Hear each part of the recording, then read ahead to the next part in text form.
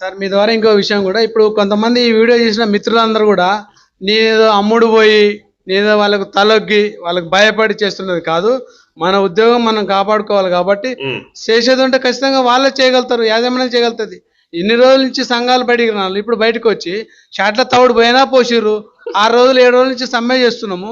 మరి మీరు ఉద్యోగాలు చేస్తున్నారు, మేము రోడ్డు మీద కూర్చున్నాము. ఏమైనా ఆలోచన చేస్తున్నారు ఒక్కరన్నా? సంఘాల నాయకులు, ప్రధాన సంఘాల నాయకులు అంటే ఎవరికైనా మీరు దేనికోసం చెడగొట్టడానిక, కడుపుల మీద కొట్టడానిక? అదే పని చేశారు కదా పోయిన గవర్నమెంట్ కుమ్మక్కాయ. మీరు అందరూ చేసిన పని అదే కదా. విద్యుత్ శాఖలో పనిచేస్తున్న ప్రతి ఉద్యోగికి సంస్కారవంతమైన నమస్కారం. ఈరోజు ఆర్టిజన్స్లో ఉంటూ ఆర్టిజన్స్ ఉద్యోగిగా పనిచేస్తూ ఆర్టిజన్స్ ఉద్యోగస్తుల యొక్క క్షేమ సమాచారాన్ని అర్థం చేసుకొని వారికి న్యాయం జరగాలని గొంతుకుని వినిపిస్తూ వస్తున్న నరేందర్ సూర్యాపేట నుండి వచ్చారు. అయితే నరేందర్ గారు నాకు ఎప్పటి నుంచో సుపరిచితులు. వారి ద్వారా అందరికీ ఆర్టిజన్స్ ఉద్యోగస్తులందరికీ మెసేజ్ ఇవ్వాలనే కోణంతోనే ఈ వీడియో. అయితే నరేందర్, నువ్వు ఎవరు, ఏంది, అసలు ఎక్కడ చేస్తున్నావు, నీ యొక్క అంబిషన్ అంటే నీ యొక్క ఆలోచన ఏంది, నీ కోరిక ఏంటి, నీ దాని గురించి కూడా ఒక విషయం మన వాళ్ళకి చెప్పు. నమస్కారం సార్, నా పేరు వెనమల్ల నరేందర్. సూర్యాపేట టేక్మట్ల విలేజ్ రూరల్ సెక్షన్లో నేను చేస్తున్నాను. సార్ గారు కూడా నాకు చాలా గౌరవంగా, ఒక ఆఫీసర్ అయినా కూడా నాకు చాలా దగ్గర పరిచయం. సార్ కూడా మా కోసం, మంచి కోసం చాలా విషయాలు మాట్లాడతారు. అందుకు మా ఆర్టిజన్ జరిగే సమస్యల మీద ఇప్పుడు మేము ఏదైతే సమ్మె చేస్తున్నామో ఆ సమ్మె కారణంగా మా ఆర్టిజన్ కార్మికులు కొంత న్యాయమైన సమాచారం చేరదీసేదానికి సార్ని నేను కలిసినాను. వచ్చి సార్ కొంత వివరణ ఇవ్వగలరని చెప్పి నాకు కోరుతున్నాను. అయితే ఆర్టిజన్ సోదరులారా, దయచేసి మీరు చేస్తున్న సమ్మె విషయంలో ఒకసారి పునరాలోచించండి. ఎందుకంటే మీ జీవితాన్ని పాడు చేసుకోవద్దు. ఇంతకుముందు గతంలో 2017లో కూడా మళ్ళీ 2017లోనే మీరు అది స్టాండింగ్ ఆర్డర్ ఇచ్చారు. 2000 ఆర్డర్ ఇచ్చిన తర్వాత హైకోర్టు పోయినారు, అది తర్వాత మాట్లాడదాం.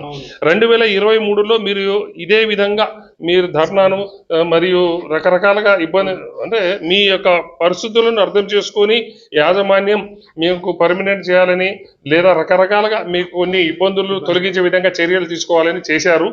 అప్పట్లో కూడా చాలా మంది సస్పెండ్ అయ్యారు, కొందరు రిమూవల్ అయ్యారు, తర్వాత రకరకాల నరకయాతన పడ్డారు. కానీ నేను ఒక వ్యక్తిగా సికింద్రాబాద్ లైన్స్ డివిజన్లో డిఈగా పనిచేస్తూ నా దగ్గర ఒక ఆర్టిజన్ సహోదరుడికి కూడా ఇబ్బంది లేకుండా చేశాను. ఎందుకంటే వాళ్ళకి కౌన్సిలింగ్ ఇచ్చాను. మీరు కనుక ప్రభుత్వానికి వ్యతిరేకంగా లేదా మీరు చేస్తున్న దాన్ని ఇట్లా చేస్తే యాజమాన్యం కూడా చాలా దీని మీద సీరియస్గా ఉంది, మీరు దెబ్బ తింటారని ముందుగా పసిగట్టి అందరికీ అర్థమయ్యే విధంగా చేశాను. కానీ అయినప్పటికీ అక్కడక్కడ చాలా మంది ఇబ్బందుల పాలయ్యారు. తర్వాత వాళ్ళ యొక్క నరక యాతనను అర్థం చేసుకున్న వ్యక్తిని. నిజమా కాదా? వాస్తవం సార్, ఇది 100% వాస్తవం. అయితే ఇప్పుడు ఈ వీడియో మెయిన్గా చేయడానికి రీజన్ ఏంటంటే, ఇప్పటికీ కూడా ఆన్స్కోలో మరియు 2 ఎస్పీడీసీలు ఎన్పీడీసీలు నేను నా దగ్గర వచ్చిన సమాచారం ప్రకారంగా మీరు చేస్తున్నారు. ఓకే, మీకు ఇబ్బంది అయితే అది ఇబ్బందులను అధిగమించే ప్రయత్నం చేయాలి. కానీ వాస్తవంగా ఏ ప్రభుత్వం అయినా సరే న్యాయ వ్యవస్థకు వ్యతిరేకంగా పనిచేయదు. అప్పుడు 2017లో స్టాండింగ్ ఇన్స్ట్రక్షన్ ఇచ్చిన తర్వాత కొందరు నిరుద్యోగులు మేము ఎగ్జామ్ రాసి ఈ స్థాయికి వచ్చాము, వీళ్ళకి ఎగ్జామ్ లేదు, నరేందర్ అనే వ్యక్తికి డైరెక్ట్గా ఏ పోస్టులు ఏ బేస్ మీద ఇస్తావు, లేదా ఇంకొక ఆయన వ్యక్తికి రామరెడ్డికి ఆయన ఐటీఐ చేసిండు, ఆయనకి సబ్ ఇంజనీర్ ఎట్లా చేస్తావు అని వాదనలతో కోర్టుకు పోయారు. కోర్టు తర్వాత చాలా వాదోపవాదనలు విన్నారు మరియు అఫిడవిట్లు కూడా దాఖలు చేయడం జరిగింది. మా యొక్క విద్యుత్ యాజమాన్యం తరఫున విద్యాసాగర్ న్యాయవాది కూడా దీని గురించి మాట్లాడడం జరిగింది. అయితే అప్పుడు జరిగింది ఏంటంటే, ఇది మేము కనుక వీళ్ళకి రెగ్యులర్ చేయట్లేదు, కాకపోతే మేము ఇచ్చే సాలరీస్ త్రూ కాంట్రాక్టర్ ద్వారా నెల నెల వీళ్ళ జీతం వీళ్ళ అకౌంట్లో పోకుండా కాంట్రాక్ట్ చేతికి ఇవ్వడం వల్ల కాంట్రాక్టర్ వీళ్ళకి ఇవ్వటం లేట్ చేయటం, మళ్ళీ ఆజమాయిషి ఎక్కువ అవ్వటం, ఒకవేళ కొంత కాంట్రాక్టర్ అయితే పర్సనల్గా వాడుకుని లేటుగా ఇవ్వటం, 2-3 నెలలు లేటుగా ఇవ్వటం, అట్లా జరిగేది అనే ఉద్దేశంతోనే ఒక కార్మిక సహోదరులకి న్యాయం చేయాలి, మేము ఇచ్చే జీతం డైరెక్ట్గా త్రూ కాంట్రాక్టర్ ద్వారా కాకుండా వీళ్ళ అకౌంట్లో నేరుగా మేము ఇస్తామనే వరడుని అప్పుడు చేశారు. దాన్ని ఆర్టిజన్స్గా కూడా కన్వర్ట్ చేశారు. ఇది జరిగిన ఉదాంతం. అయితే అప్పట్లోనే అఫిడవిట్ కూడా కోర్టుకు ఏమని సమర్పించారు, 2017లో అఫిడవిట్ ఇచ్చిన దాన్ని ఎవడైనా కట్టుబడాల్సిందే, న్యాయ వ్యవస్థకి వ్యతిరేకంగా ఎవరు అతిథులు కాదు, అందరూ సమానమే. కాబట్టి ఇప్పుడు మీరు ఎవరైతే ఆర్టిజన్ సహోదరులు చేస్తున్నారో దయచేసి మంచి మనసుతో జరగబోయే పరిణామాలను మీరు అర్థం చేసుకొని మీరు విధులలో జాయిన్ అయితే చాలా మంచిది. నిన్ననే మళ్ళీ ఒక స్టాండింగ్ ఇన్స్ట్రక్షన్ ఇచ్చారు ఎస్పీడీసీఎల్, నేను కూడా చూశాను. అంటే మీరు గినక రేపు 15వ తారీఖు లోపు గినక జాబ్లో జాయిన్ కాకపోతే 2023లో ఏ విధంగా మీరు ఇబ్బందుల పాలయ్యారు, ఏ విధంగా రిమూవ్ అయ్యారు, ఏ విధంగా రకరకాలుగా తర్వాత మీరు ఎంత ఇబ్బంది పడ్డారండి. అటువంటి సిచ్యువేషన్ పునరావృతం కాకుండా ఉండాలనే ఉద్దేశంతోనే నేను డీగా పనిచేస్తూ ఒక ఆర్టిజన్ సహోదరులు నా సహోదరులుగా నా తమ్ముళ్లాగా వాళ్ళ జీవితం బదర్న పడవద్దనే ఉద్దేశంతోనే ఈ వ్యక్తి మీ ఆర్టిజన్స్ నాయకుడు, ఆయనతో నేను మాట్లాడుతున్నా. కాబట్టి దీని మీద మీరు ఒక ఆర్టిజన్స్ గా పూర్వపరాలు మీరు అన్ని మంచి చెడులు అనుభవించారు, ఎన్నో రకాల ఇబ్బందుల పాలయ్యారు. మనం కూడా తెలంగాణ ఉద్యోగంలో కలిసి పనిచేశాము. మరి ఇప్పుడు నీ తోటి ఉద్యోగస్తులకి ఆర్టిజన్స్ కి ఏ విధంగా సమాధానం చెప్తావు, వాళ్ళకి ఏ విధంగా కన్విన్స్ చేయాలని మాట్లాడాలి. థ్యాంక్ యూ సార్, మీరు మీ వివరణ ఇచ్చినందుకు నేను చాలా ధన్యవాదాలు తెలుపుతున్నాను. ముందుగా విషయం ఏంటంటే 2023-24 ప్రతిభను సాక్షిగా మా సమస్యల పట్ల గౌరవ బట్టి విక్రమార్ గారికి నేను విన్నవించడం జరిగింది. అదే విషయాన్ని మనసులో పెట్టుకొని మేము ఒక నాయకత్వం కూడా చేసి 18 నెలలు పోరాటం చేసినాము. గవర్నమెంట్కి అనుకూలంగా, యాజమాన్యానికి అనుకూలంగా సకల విధాలుగా మా ప్రయత్నాలు మేము చేస్తున్న తరుణంలో అందరు సంఘాలు, అందరు నాయకత్వాలు కలిసి వస్తున్నాయని చెప్పి కొత్త చేసి మళ్ళీ పురుడు పోసి ఇప్పుడు ఈ సమ్మెలోకి దింపి మమ్మల్ని ఆగం చేసే పద్ధత లేకపోతే బయటపడిచే పద్ధత అర్థం కాని పరిస్థితుల్లో డి గారికి తెలిసిన సమాచారం ప్రకారం మీరు నష్టపోతారు, మీకు నష్టం జరుగుతుంది. కాబట్టి దయచేసి మీరు మేలుకొని ముందుగాలే మిమ్మల్ని మీరు కాపాడుకుంటే మీ ఉద్యోగాలు మీకు దక్కుతాయి అనే విధంగా ఒక భాగం.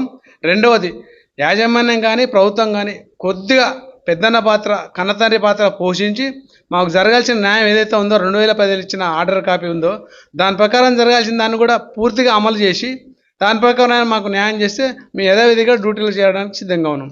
తదుపరి గవర్నమెంట్ ఒక కమిటీ వేసి ఆ కమిటీ ప్రకారం మాకు ప్రణాళిక చేస్తే మాకు ఇంకా పూర్తి సంతోషం కలుగుతుందని ఒప్పుకుంటున్నాను. ఎస్ నరేందర్, నువ్వు చెప్పిన చాలా బాగుంది. కానీ ఒకటి విషయం ఆలోచించు, యాస్మా కానీ రకరకాల పద్ధతులు ప్రభుత్వం అన్న తర్వాత వాళ్ళు అప్లై చేస్తారు. కానీ ఇప్పుడు మీరు చేస్తున్న సమ్మె వల్ల క్షేత్రస్థాయిలో విద్యుత్ వినియోగదారులకి, రైతుల దగ్గర నుంచి పారిశ్రామికవేత్తల వరకు కూడా నిరంతర విద్యుత్తుని సప్లై చేసే క్రమంలో వాళ్ళు ఈ పరిణామాలు కింద మీరు చూస్తే నాకే కాదు ఎవరికైనా ముందు అమ్మటే చిరెత్తుకొస్తుంది. అరే ఈ ప్రభుత్వం ఉండి కూడా ఈ ప్రభుత్వంలో ఈ మూమెంట్లో రైతులు ఇబ్బందులు పాలవుతున్నారు, వీళ్ళు చేయడం వల్ల పారిశ్రామికవేత్తలు కానీ పరిశ్రమలకు కానీ సరి అయిన విద్యుత్ ఇవ్వలేకపోతున్నాము, ఇది అపకీర్తి వస్తుందనే కోణంతోనే ప్రభుత్వం ఆలోచించి ఇంకా కఠిన వైఖరిని అవలంబించే అవకాశం ఉంది. నిజమా కదా? ఆలోచించు. కాబట్టి మీరు మంచి మనసుతో ఆర్టిజన్ సహోదరులారా దయచేసి ముందుగా మీ డిమాండ్లు కానీ కోరికలని గురించి నేను ఎక్కువగా, ఎందుకంటే నేను ఒక వ్యక్తిని, నేను మంచి స్థితిలో ఉన్నాను, అందరూ బాగుండాలి, అందులో మనం ఉండాలని కోరుకునే వ్యక్తిని. కాబట్టి ప్రజెంట్ సిచ్యువేషన్ అయితే చేయి దాటిపోయే ప్రమాదం ఉంది. కావున మీరు అడిగితే ఎలా ఉండాల్సిందంటే ఫస్ట్ నుంచే స్టార్టింగ్లో మా యొక్క జీవితాలు బాగుపడట్లేదు, మేము ప్రతి కేంద్ర ప్రభుత్వం కానీ రాష్ట్ర ప్రభుత్వం కానీ పే రివిజన్ కానీ లేబర్ కమిషన్ ద్వారా ప్రతి ఏ సంవత్సరం ఆ సంవత్సరానికి లేబర్ రేట్స్ కూడా నిర్ణయిస్తారు. మీరు ఇచ్చే పైసలు మాకు చాలట్లేదు, మా భార్య పిల్లలు బజారు పడుతున్నారు, మేము యాక్సిడెంట్లో మేము చనిపోతే మా భార్య పరిస్థితి చాలా రోడ్లో పడుతుంది, పిల్లలు ఆ విధంగా చేసి ఉంటే మీకున్న ఇంకా ఏమైనా సౌలభ్యంగా ప్రభుత్వం ఆలోచించడానికి కానీ యాజమాన్యం ఆలోచించడానికి కానీ అసోసియేషన్ తరఫున ఒత్తిడి చేయడానికి బాగుండేది. కానీ వేరే నాకు కన్వర్షనే కావాలని ఈ విధంగా చేయడం ఎంతవరకు భావ్యం? కాబట్టి కన్వర్షన్ అంటే ఏంది? బీటెక్ ఉన్నాడు మీ ఆర్టిజన్స్, నువ్వే బీటెక్ చేసిన పోయి నీవు ఏ పోస్టులు ఇవ్వాలని అడగటం గొంతమ్మ కోరిక. ఇది కనుక ఇస్తే అటు ప్రభుత్వంతో పాటు యాజమాన్యం మళ్ళీ న్యాయ వ్యవస్థ ముందు పోతుంది. నిజమా కదా? నిరుద్యోగులు కూడా మళ్ళీ ముందు రావాలి. అయితే ఇప్పుడు మీరేమో ఒక 20,000 నిరుద్యోగులు 1,00,000 మంది. కాబట్టి యాజమాన్యంతో పాటు అటు న్యాయ వ్యవస్థతో పాటు ప్రభుత్వం కూడా ఎక్కువ మంది ఎవరు వాళ్ళకే చేస్తారు. ఇది యథార్థాన్ని అర్థం చేసుకోండి. కాబట్టి మిత్రులారా, మెయిన్గా ఆర్టిజన్ సహోదరులారా, మీకు నేను గతంలో 2023లో జరిగిన విషయాన్ని పునరావృతం దృష్టిలో తీసుకొని మీలో మార్పు రావాలని మీరు యథార్థాన్ని గ్రహించండి. మార్పు అంటే నేను మిమ్మల్ని ఏదో చేస్తున్నాను కాదు, లేదా మీకు డైరెక్ట్ ఏ పోస్ట్ వస్తే నాకు పోయేదేం లేదు, లేదా మిమ్మల్ని తొలగించినా నాకు జేబులు వచ్చేది ఏం లేదు.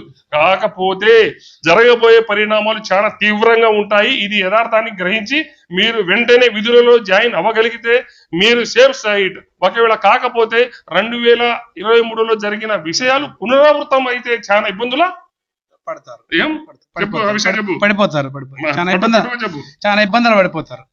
సార్ ఇంకో చిన్న రిక్వెస్ట్ మీ ద్వారా నేను గౌరవంగా ప్రభుత్వాన్ని కానీ యాజమాన్యాన్ని కానీ వినియోగించుకుంటున్నాను. మేము అడుగుతున్న సమస్య పెద్ద కోటా బడ్జెట్ కాదండి. మీరు అనుకునే చాలా చిన్న సమస్య ఇది. దాన్ని మీరు గౌరవంగా ఆలోచించి దబదబాలుగా ఏ రకంగా చేయాలనేది ఒకసారి మీరు ఆలోచించి దాని ప్రకారం మాకు చేసి మాకు పూర్తి భద్రత కల్పించినట్లు ఉంటుంది. ఇంకోటి సార్, ఇప్పుడు ఈ టీవీఐ జేఏసీ అనే వాళ్ళకు కూడా నేను ఒక హుకుం జారీ చేస్తున్నా.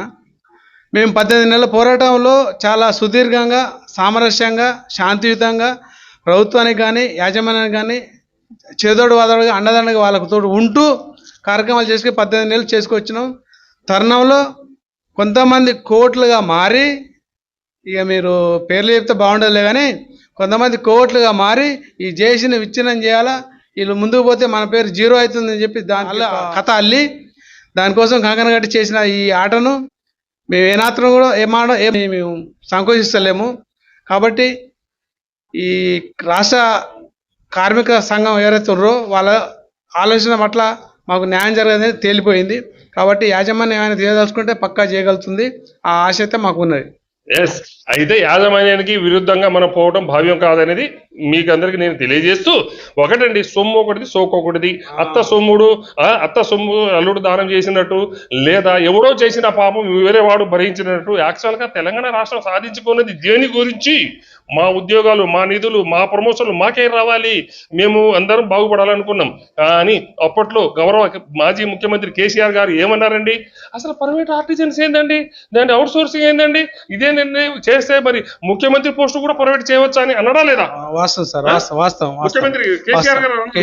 మరి ఆయన 10 సంవత్సరాల పాలనలో అప్పుడే గినిగా వీళ్ళకి ఇంకా గ్రేడ్ 2 కాకుండా కొద్ది గొప్ప ఇంక్రిమెంట్ లేకుంటే వాళ్ళ భవిష్యత్తుని మంచి జీవితాల్లో వెలుగు నింపే విధంగా చర్యలు తీసుకుని ఉంటే బాగుండేది.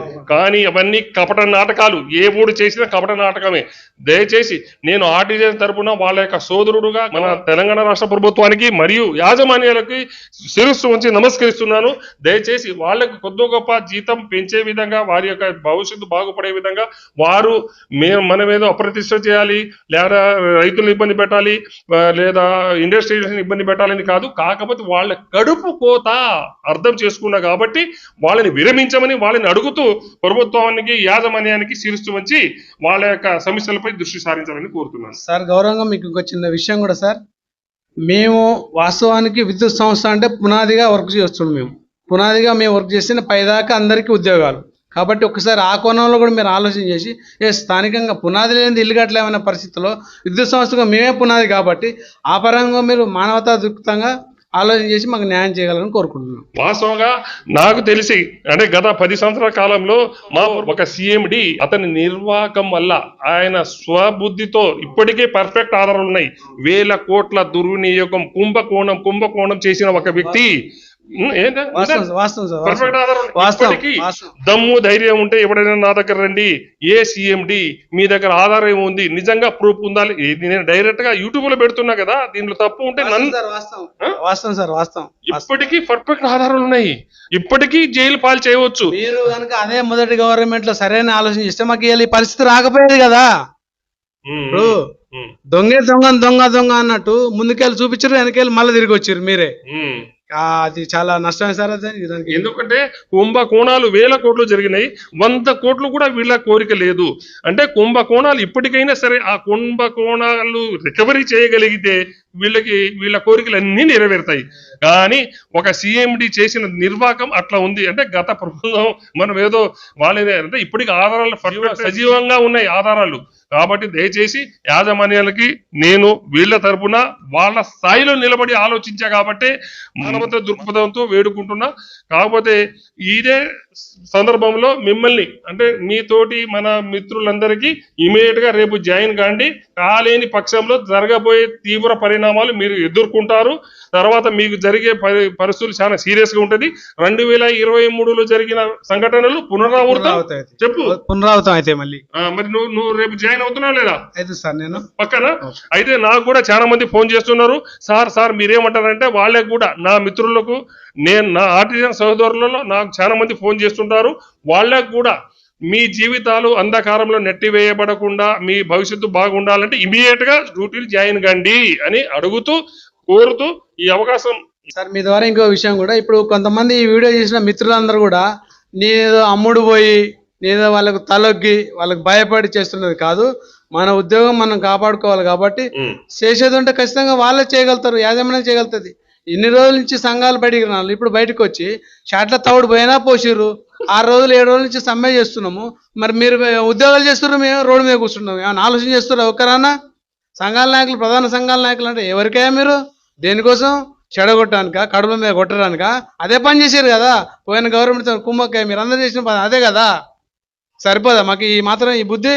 కాబట్టి మిత్రులారా, జరిగేది ఏమైనా ఉంటే ఖచ్చితంగా న్యాయం మనం ఈ గవర్నమెంట్ ఉన్నంత వరకు ఖచ్చితంగా నిలబడి కొట్లాడి అడుక్కుందాం. మళ్ళీ ఖచ్చితంగా కొట్లాడి నిలబడి అడుక్కుందాం. దాన్ని ఖచ్చితంగా ఏ రకంగా ప్లాన్ చేసి దాన్ని ముందుకు పోదాం. కాబట్టి దయచేసి మరి ఎవరి ఆలోచన వాళ్ళు చేసుకోవాలని కోరుకుంటున్నా. ఎస్, కాబట్టి దయచేసి ఇప్పుడు ప్రభుత్వం కూడా మానవత దృక్పథంతో వీళ్ళు అడిగినట్లు అంత కన్వర్షన్ దృష్టిలో కాకుండా వీళ్ళకి కనీసం వీళ్ళ జీవితంలో వెలుగు నిండే విధంగా, వాళ్ళ జీవితం మెరుగుపడే విధంగా చర్యలు తీసుకోవాలని, మరి అదే విధంగా చేయాల్సిన పద్ధతి చేయాల్సిన విధంగా చేస్తే చాలు. అది అక్కడ కూడా మాకు చాలా వరకు మీరు వీళ్ళు అడిగింది 100 సార్లు చేయమనట్లేదు. కాకపోతే వాళ్ళ జీవితం అంధకారం నుండి వెలుగు వైపు అడుగులు వేసే విధంగా చర్యలు తీసుకోవాలని ప్రభుత్వంతో పాటు యాజమాన్యాలు కూడా తీసుకోవాలని, ఒక డివిజనల్ ఇంజనీర్ గా వాళ్ళ స్థాయిని అర్థం చేసుకునే వ్యక్తిగా వాళ్ళని కూడా హెచ్చరిస్తున్నా. ఎందుకంటే రేపు మీరు జాయిన్ కాకపోతే 2023 సిచ్యువేషన్ పునరావృతం అవుతుంది అని ఎందుకు చెప్తున్నాను, వాళ్ళు కూడా అర్థం చేసుకుంటారు. రేపు చాలా మంది జాయిన్ అవుతారు 100%. నాకు కూడా చాలా మంది ఫోన్ చేస్తున్నారు, చాలా మంది జాయిన్ అవుతారు. అవన్నీ కాదండి, సూర్యాపేట నుంచి వచ్చిండు కేవలం నా యొక్క సలహా తీసుకోవాలని. మీరు జాయిన్ అవుతున్నారా లేదా? రేపు ఎక్కడ ఏ స్టేషన్? సూర్యాపేట. చూడండి, కాబట్టి మిగతా సహోదరులందరూ అర్థం చేసుకోవాలని మనస్ఫూర్తిగా యాజమాన్యానికి శిరస్సు వంచి సంస్కారవంతమైన నమస్కారం.